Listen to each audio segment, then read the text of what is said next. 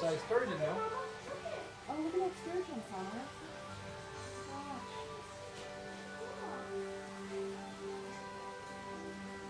Summer. Look at this old fish right there at the bottom. I can't find him. See him at the bottom there? Oh my gosh, look at that starfish thing. Oh yeah. Look at that's moving.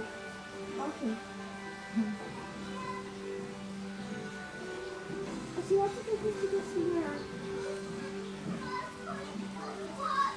This is more stuff in the air. Neat.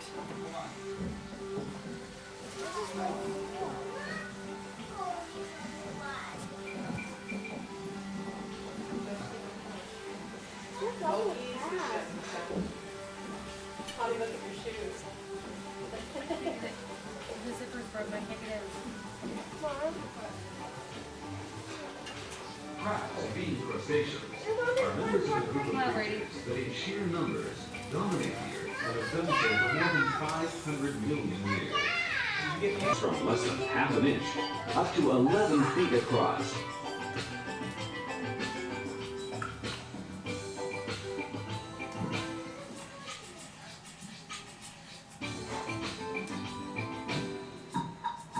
Oh, that's what it's showing.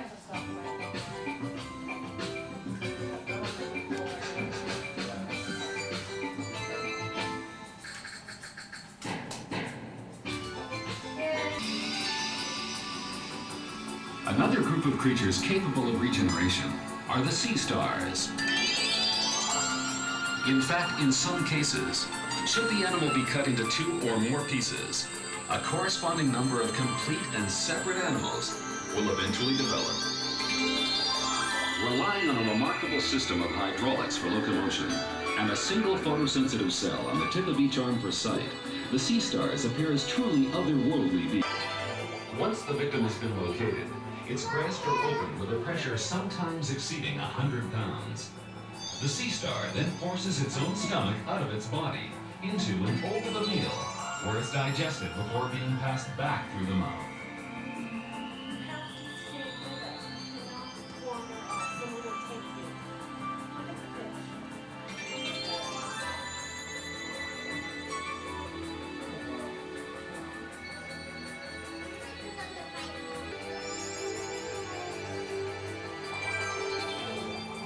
Where you go?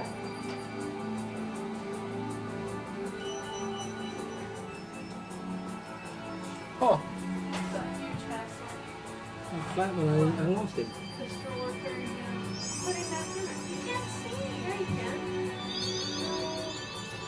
Oh, that crab just fell. There, did you see a wolf eagle? Well, I thought I'd seen one in here. Long believed to be the link between animals and plants, anemones are now known to be carnivorous animals, closely related to the corals, hydroids, and jellyfish. In fact, anemones could almost be considered jellyfish that have decided barbed and poisonous. Should some unfortunate creature come into contact with them, they are anemones will often congregate in huge numbers, where the action of wind and current afford a rich and plentiful food supply. In these areas, the sea floor is transformed into a living yet ghostly garden.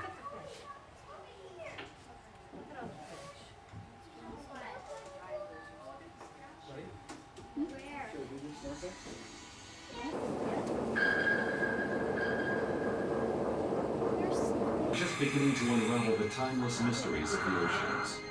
And by doing so, find it not the dangerous, dark, and unwelcoming place of myth, but a fragile and beautiful world in which we are still the mere visitors. Good afternoon, ladies and gentlemen. My name is Carrie, and I would like to welcome you to the Undersea Gardens and introduce you to our diver today. His name is Bob. Hi, Bob. He will be our guide through the small corner of the underwater world. We are all presently 10 feet beneath the water's surface, aboard an actual floating vessel, 150 feet in length and 50 feet wide. More than 5,000 animals of various species, all native to the local area, inhabit the waters around the vessel in a natural but protected environment. How's our water today, Bob? Oh, 50 degrees. Now it's still kind of chilly for a human being. That's why Bob's in his protective equipment. Right now, he has on a wetsuit, so hopefully he won't get too cold. In addition to his wetsuit, Bob also wears a weight belt around his waist to help control his buoyancy. At this depth, Bob's air supply should last him up to 60 minutes. And through the use of underwater communications, Bob can only hear us and see us, but as you can tell, he can also answer back. Now the first occupant of our tank today is a Dungeness crab. Dungeness crabs are very important to Newport's local economy. Now if you happen to go to any of the local restaurants here in town and order crab, this is pretty much what you'll be getting on your plate. Crabs, being crustaceans, are members of a group of creatures that in sheer numbers dominate the Earth and have done so for more than 500 million years. The crab's hard shell is in fact its skeleton, so that in order to grow, it must be shed and replaced by a larger one, up to 7 times in a lifetime. Once hatched from its egg, the crab spends the early stages of its life swimming freely amongst the plankton. A master of adaptability, the crab inhabits every corner of the ocean and ranges in size from less than half an inch up to 11 feet across.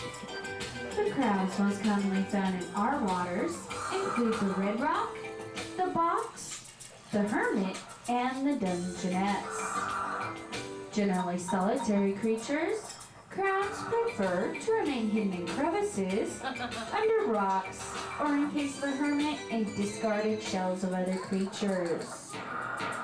2 of those crabs' legs have developed into powerful pinchers for feeding and defense. In the case of a larger species, a painful wound may be inflicted. As a secondary line of defense, the crab has the ability to shed and regenerate its limbs, often giving up a leg to a serious predator in hopes that the predator won't be too hungry and will leave the rest of the crab alone.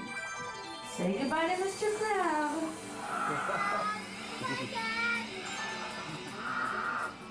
Another group of creatures capable of regeneration are the sea stars. In fact, in some cases, should the animal be cut into 2 or more pieces, a corresponding number of complete and separate animals will eventually develop. Relying on a remarkable system of hydraulics for locomotion and a single photosensitive cell on the tip of each arm for sight, the sea stars appear as truly otherworldly beings. As successful predators which have adapted to life in the deepest abyss or the shallowest shoreline, the sea stars prey on shellfish, sponges, anemones, fish, and other sea stars. Once the victim has been located, its grasps are opened with a pressure sometimes exceeding 100 pounds. The sea star then forces its own stomach out of its body, into and over the meal, where it's digested before being passed back through the mouth. The waters of the West Pacific. As I forget everything I say because he's playing here. The waters of the Pacific. See, Bob, you just totally messed me up. The sunflower sea star that you're looking at here has more than 20 arms. They are the largest in the world. Now, actually, this one that you're looking at here is a baby. Now, for his species, when he grows to his full potential, he will totally cover 2 of the viewing windows in front of you and be 6 to 8 inches thick. So even though he is really good size right now, he still has a whole lot of growing to do. Now they also have tens of thousands of tiny tube feet on the bottom of there, and that is how they move around.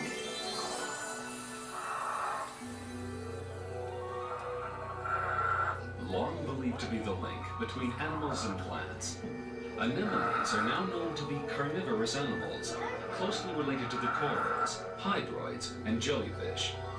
In fact, anemones could almost be considered jellyfish that have decided to stand on their heads and attach to the rock for a while.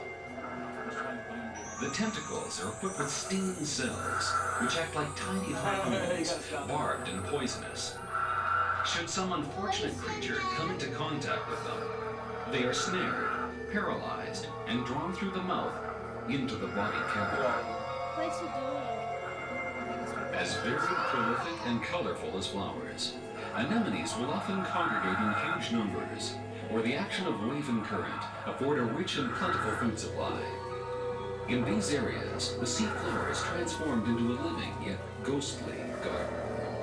Not all anemones remain attached to the seafloor.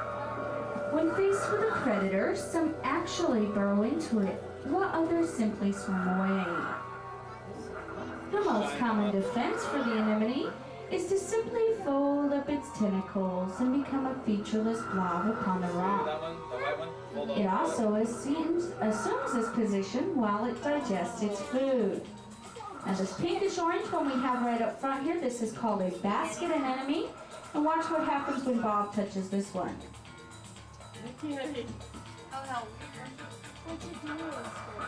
The natural laws of the jungle also apply to creatures of the sea. However, to keep our marine life happy, we interfere just slightly with nature to provide a feeding time.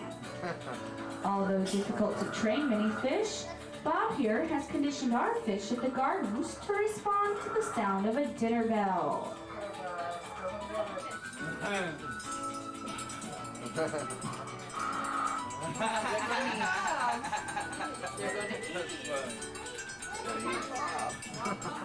The fish of the world can be appreciated for their stunning beauty, complexity, and for their importance in the food chain. It is often a surprise to many people when they learn that fish are very long-lived. A lifespan of 30 to 40 years is not uncommon. In fact, most of the fish that you see here at the gardens have been with us for 15 years or more. What is he feeding them? Now, a lot of those fish, what he's feeding them is herring. Now, a lot of those fish that you see swarming around Bob right now are different types of perch. At the moment, we have 3 types of perch. There's pio perch, silver surf perch, and striped sea perch. Now, we also have a great variety of rockfish. Those are the ones that look like they have a mohawk or spikes on the back of their heads. Now those spikes are poisonous quills that will leave you with a very painful sting if you're not careful. Now some of you might have noticed the flatfish that we have in this tank. The flat ones are called starry flounders. Now the interesting thing about those flounders is that they are born upright like normal fish. But as they mature, one of their eyeballs actually migrates to the other side of their head, and they spend the rest of their lives swimming sideways. So when you look at them, you'll notice their mouth and fins are all in the right place. It's just they have 2 eyeballs on one side and swim real funny. Now we also do have 2 prehistoric white sturgeon in our tank. Their names are Stanley and Eureka, and I don't see either one of them right now. They're probably in the back of our aquarium. Now you guys cannot miss these 2. They are 4 to 5 feet long, gray on top, white on bottom, and very bumpy. Now the sturgeon will grow to be 24 feet long and live to be 200 years old. Is there one over there? Yeah, right behind us right here. And of course he won't come up so we can all see him. He's just gonna sit there. That's Stanley, by the way. Oh, here's Stanley. Where? That's Eureka. He'll get Stanley for you. Okay. This is Stanley. Oh, okay. You see those bumps on Stanley's body? What that is that's his actual skeletal system. Now Bob does have to be careful when he swims with the sturgeon because the sturgeon are a very, very powerful fish. One swipe of their tail can send Bob to the back of our aquarium and probably knock him out. It has happened before. Now Bob is going to go get the next guest of our show. They're called wolf eels, and we do have over 9 of them in this tank right now. We have 8 males and 1 female. Now, the reason why we only have 1 female is because females are a little bit more aggressive than the males are, so we only keep 1, and she's our little baby, as we call her. In fact, this is her. This is our female. Her name is Collie. Now these guys do look very ferocious and mean, but I do want to let everybody know right now they are not. The wolf eels are one of the sweetest creatures that you will ever meet in the ocean, and they do like to hug and cuddle and play with divers.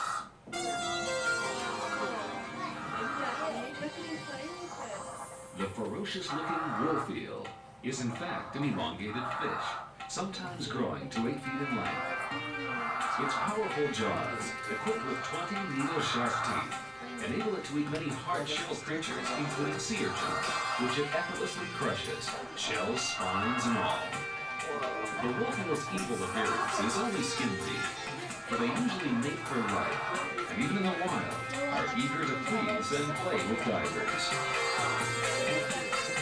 The male wolf eel, although larger and heavier than the female, is the less aggressive of the two, and often bears the scars of past domestic strife.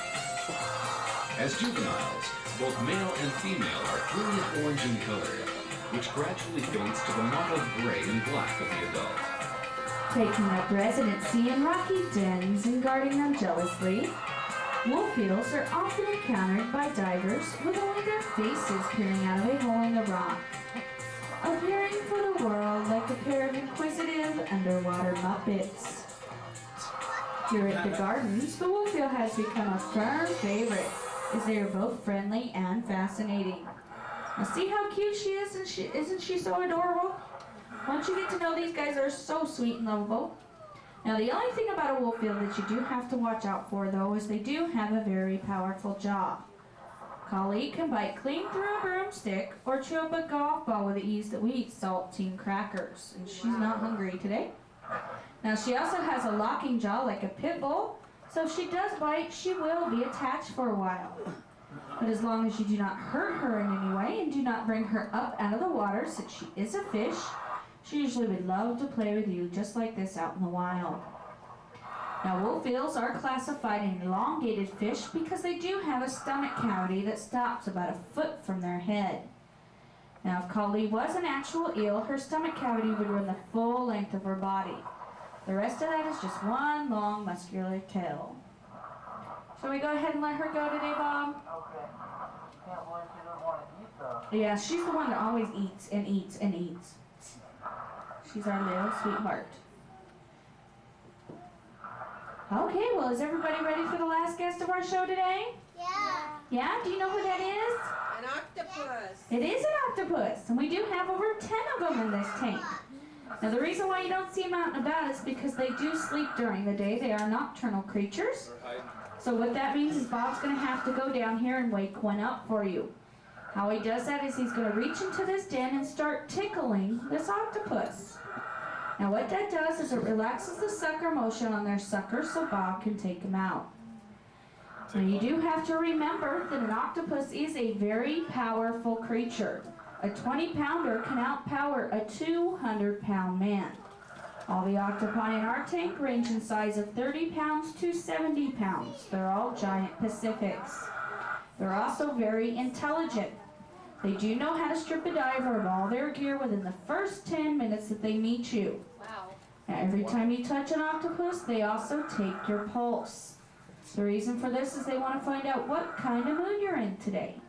If you're in a happy, confident mood, they will be also.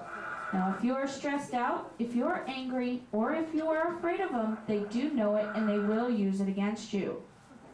Looks like he's almost got this one out for us. There we go. The 19th century writer, Victor Hugo, described the manner in which an octopus ingests food, in this case, a human being.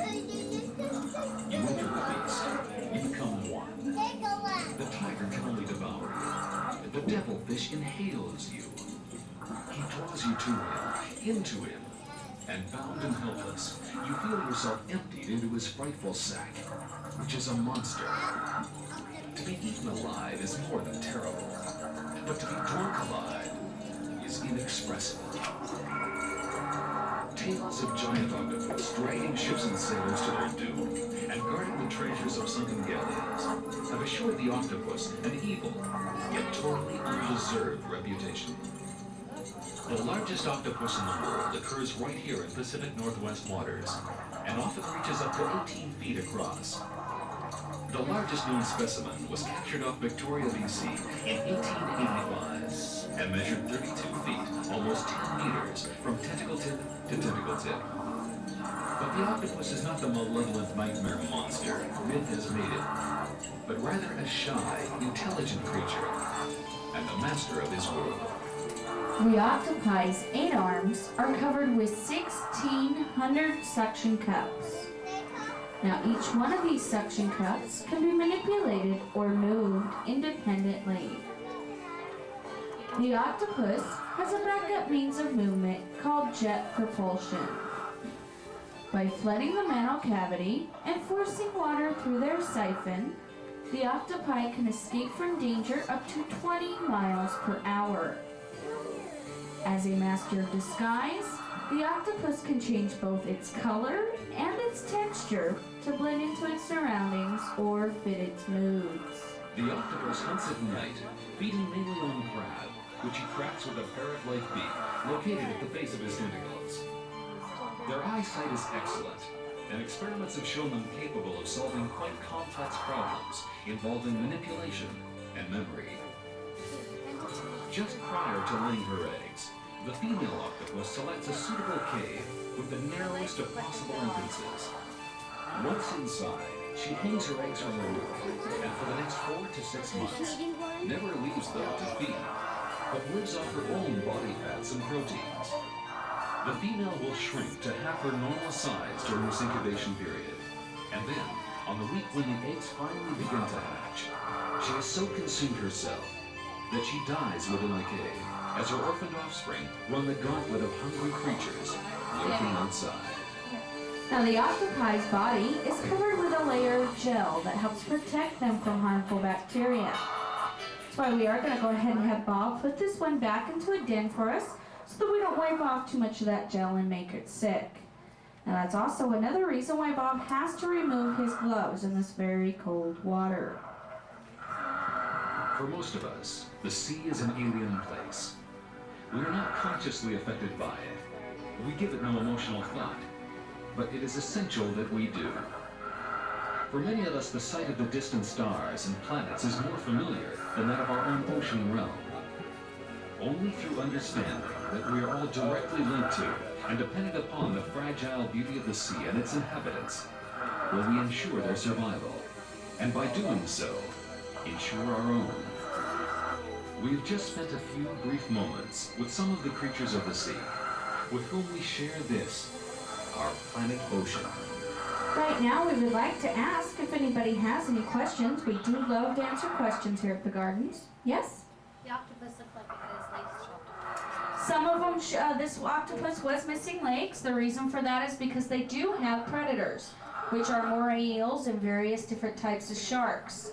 Now what happens is those sharks and moray eels cannot eat the whole octopus, so they will take a leg or two.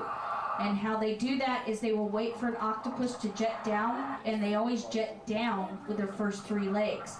And that's what has happened. Somebody was waiting for them outside their den in the ocean and waiting for them to jet down, and that's what got this one's legs. Any other questions today? What's the name of that flat one again? Those are called starry flounder, and they're like a brother or sister to a halibut. They're just like a halibut, but they're smaller. Well, why don't we go and give Bob a great big round of applause, and thank you for being our driver. Thanks, Bob. If you guys do come up with any other questions, I will be down here for a few minutes. Please feel free to ask. I do want to thank everybody for being so patient with us through our power outage that we had.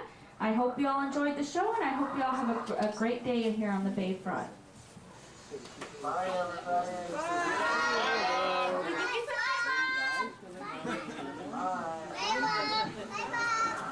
Okay, guys, let's go this way. See this side of the tank?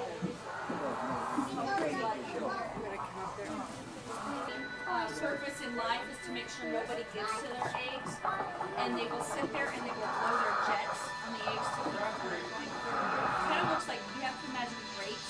They're the size of grapevines, but they look like grape pumps, and she'll blow them to make sure that they get there. When they start to hatch, no, they don't.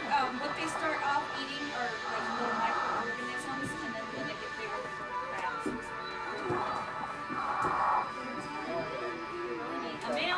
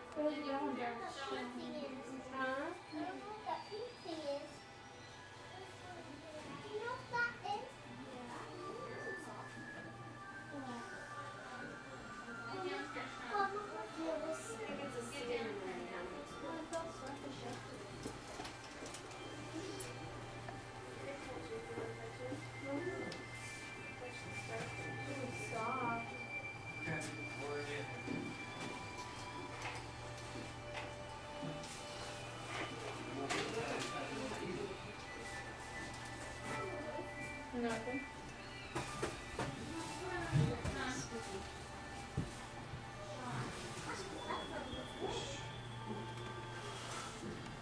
What is that? Look at that crab. It came out of a shell or something. See it?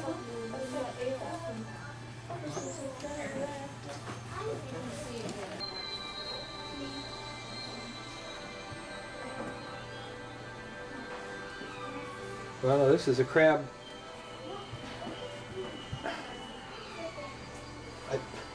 Yeah, it looks like it's being eaten by a couple of starfish there. Oh, it has been. That's what it looks like.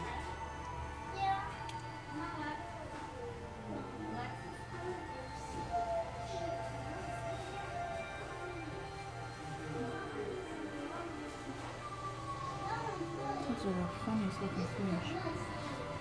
Yeah.